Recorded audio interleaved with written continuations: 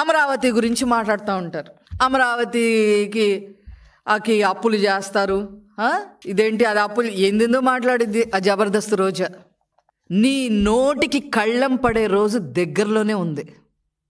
నారా లోకేష్ గారిని ఏకవచనం కూడా కాదు, అంతకన్నా దారుణంగా ఉచ్చరించి మాట్లాడావు కదా, చెప్తాను నీ సంగతి.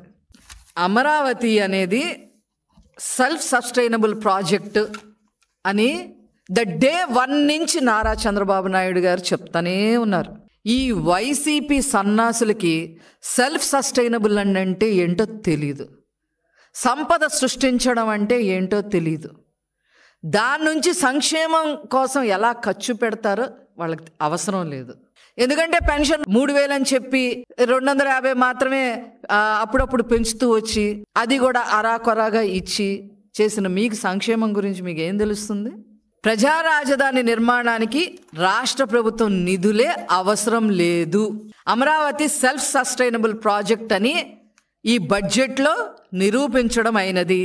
రైతుల మిగులు భూముల ద్వారా ప్రభుత్వానికి 2 లక్షల కోట్ల లభ్యం ఆదాయం వస్తుంది. ఈ ప్రభుత్వ ఆధీనంలో ఉన్న భూమిని దశల వారీగా అమ్ముతూ రాజధాని నిర్మాణానికి చేసిన అప్పులను వడ్డీలతో సహా చెల్లించవచ్చు. మిగిలిన డబ్బుని 175 నియోజకవర్గాల అభివృద్ధికి వినియోగించుకోవచ్చు. రాజధాని మీదే మీరు ఉమ్మేస్తున్నారంటే వైసీపీ వాళ్ళు, మీకు ఆంధ్ర రాష్ట్రం అంటే లెక్కే లేదు. 3 రాజధానుల పేరుతో సర్వనాశనం చేసి, కార్మికులకి పని లేకుండా చేసి, ఇసుక కార్మికులకి బిల్డింగ్ కట్టే వాళ్ళకి పని లేకుండా చేస్తే మీ హయాంలో పనులు లేవని చెప్పి ఎంతమంది ఆత్మహత్యలు చేసుకొని వీడియోలు పెట్టి ఆత్మహత్య చేసుకున్నారు? మీకు గుర్తులేదా?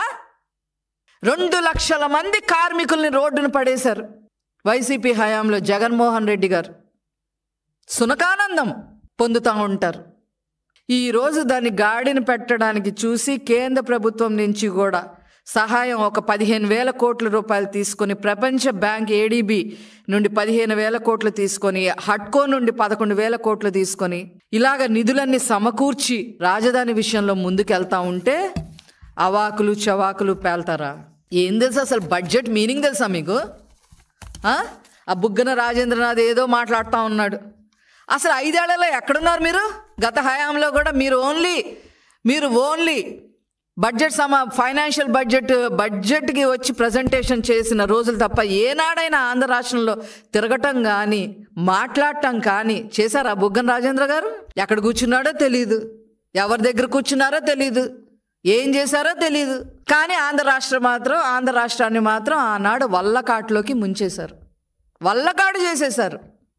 ఈరోజు నారా చంద్రబాబు నాయుడు గారి అధ్యక్షతన పయ్యావుల కేశం అన్న బడ్జెట్ ఆంధ్ర రాష్ట్రాన్ని బ్రతికించడం కోసం, సర్వైవల్ కోసం నానా పాటలు పడతావా? ఈరోజు ఈ బడ్జెట్ ప్రవేశపెడితే హర్షించాల్సింది పోయి తప్పుడు లెక్కలు వేసేసి ఇష్టం వచ్చినట్టుగా మాట్లాడతారా? స్టేట్మెంట్లు ఇస్తారా?